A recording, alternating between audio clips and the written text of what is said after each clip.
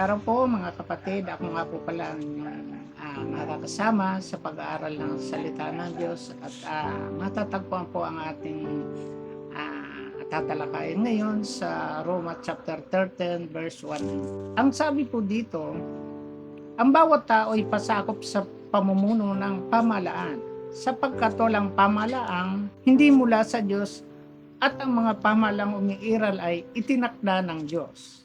Kaya nga, ang lumalaban sa pamahalaan ay lumalaban sa mga itinakda ng Diyos at lalapatan ng parusa ang sinumang lumalaban. Napakaliwanag po dito na tinuturo po sa atin ng Diyos na kailangan po nating magpasakop sa mga namumuno. Dahil iyon po ayun ang tama gawin, lalo na po bilang isang mananampalataya.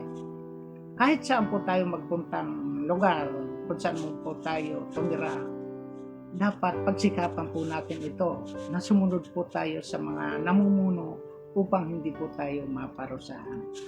Isang halimbawa po, kung alin mang bayan o barangay ang nakasasakop sa atin, ang pamahalaan po may mga patakaran na ipinatutupad na kailangan sundin ng mga mamamayan.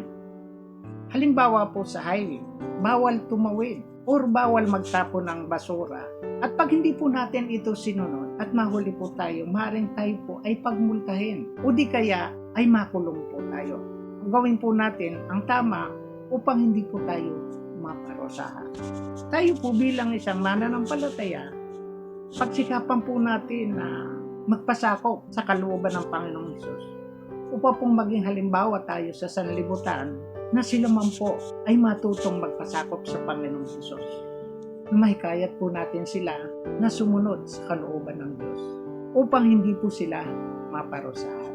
Ayun lang po at maraming salamat po. God bless po sa lahat.